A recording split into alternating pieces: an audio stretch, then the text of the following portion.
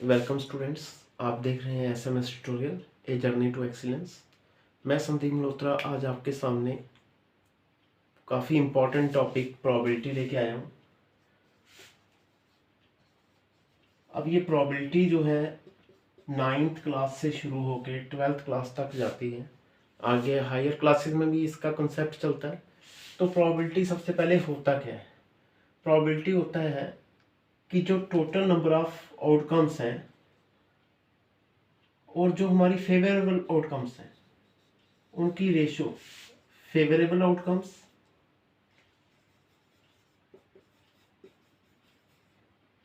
Upon total number of outcomes.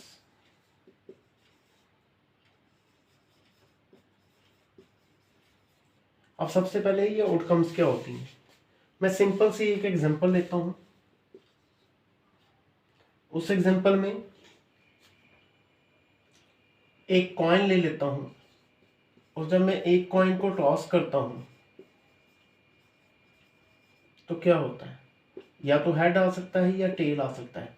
तो कोई भी अगर हम एक्सपेरिमेंट करते हैं उसमें क्या पॉसिबिलिटीज हैं, क्या हो सकता है, उसको हम आउटकम्स कहते हैं।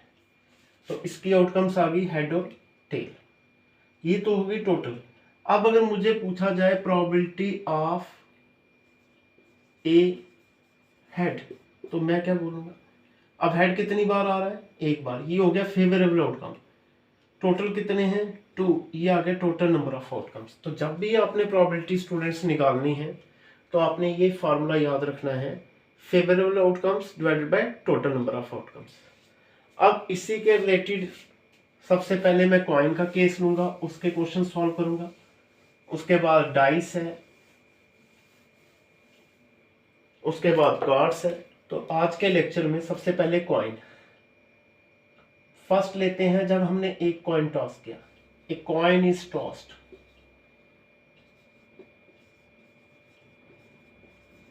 अब मुझे पूछा जाए probability of no head. No head का मतलब कोई भी हेड नहीं होना चाहिए, तो क्या होगा? टेल होगा। टेल कितनी बार होगा? एक बार। टोटल आउटकम्स कितनी आ गई? 2। अब सेकंड केस ले रहे हैं जब 2 कॉइन्स टॉस हो रहे हैं। 2 कॉइन्स टॉस, अगर हम 2 कॉइन फेंकते हैं तो उस समय ये जो टोटल आउटकम्स होती है इसे हम सैंपल स्पेस कहते हैं। पॉसिबल आउटकम्स को सैंपल स्पेस कहते हैं। तो सैंपल स्पेस क्या होगी? या तो दोनों हेड होंगे या दोनों टेल होंगे, या पहले पे हेड होगा दूसरे पे टेल होगा, या पहले पे टेल दूसरे पे हेड। तो टोटल आउटकम्स कितनी आ गई हमारे पास? 4।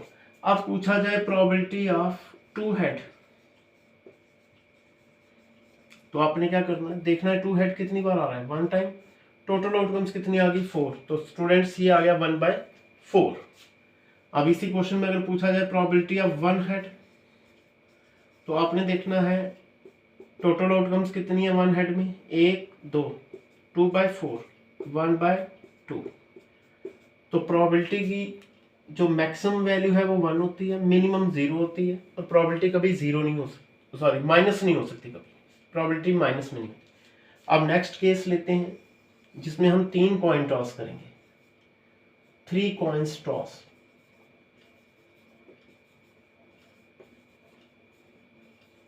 अगर 3 कॉइन टॉस किए तो उस समय हमारी सैंपल स्पेस क्या होगी? सैंपल स्पेस, जब 3 कॉइन टॉस करते हैं तो या तो तीनों हेड आते हैं या तीनों टेल आ सकते हैं, या पहले पे हेड 2 पे टेल आ सकता है, या पहले पे टेल हेड टेल आ सकता है, टेल टेल हेड आ सकता है, या ये भी हो सकता है कि 2 बार हेड आए 1 बार tell.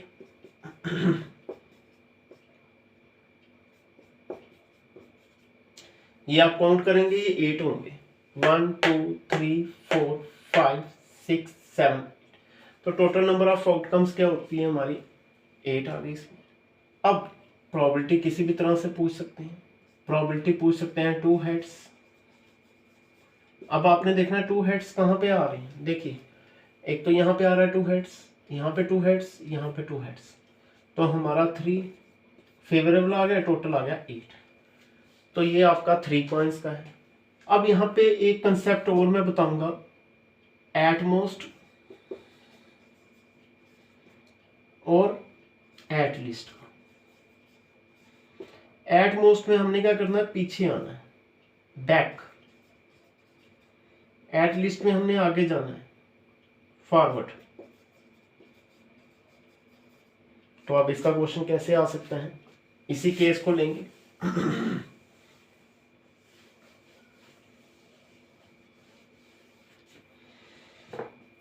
probability of at least 2 heads, तो क्या आएगा, probability of 2 heads। और जैसे कि मैंने बताया एटलीस्ट में हमने आगे जाना है, probability of 3 heads। अब probability of स्टूडेंट कहता है 4 head हो सकता है, मैं कहता हूँ नहीं, क्योंकि हमने कॉइन कितने टॉस किए हैं, 3। अगर 2 करते तो 2 तक ही जाते। अब probability of 2 heads है 3/8, और 3 heads की एक ही जगह आ रही है ये 1/8। 3 + 1/8 4/8, 1 का 2, 1/2। अब अगर ऐसे ही आ जाए probability of at most 1 head, कुछ भी आ सकता है, तो 1 head है तो at most में बैक जाते हैं, तो probability क्या आ जाएगी, 1 head plus probability of no head या 0 head, सेम मीनिंग है। 1 head आपका 3 टाइम्स आ रहा है, देखिए कैसे, 1 head 1 head 1 head 3 टाइम्स, और नो हेड जहां पे कोई भी हेड नहीं आ रहा वो ये वाला है, टेल टेल टेल, 1/8। 3 + 1/8 4/8, 1 का 2, 1/2। तो स्टूडेंट्स आज ये मैं पहला लेक्चर प्रोबेबिलिटी का यहीं पे ख़त्म करता हूँ। उम्मीद करता हूँ कि ये लेक्चर आपको अच्छे लग रहे हैं, अच्छे इन द सेंस कि आपको टॉपिक के रिलेटेड पूरा नॉलेज इन वीडियोस के थ्रू मैं देने की कोशिश करता हूँ। और अगर आपको ये वीडियोस अच्छे लगते हैं, अगर आपको समझ आती है, तो आप इस चैनल को सब्सक्राइब कर सकते हैं, ज़्यादा से ज़्यादा शेयर कर सकते हैं, और जहाँ भी कोई प्रॉब्लम आती है आप मेरे कमेंट बॉक्स में लिखिए, मैं पूरी कोशिश करूँगा कि अपने वीडियोस के थ्रू आपके डाउट्स क्लियर कर सकूँ। Thank you students.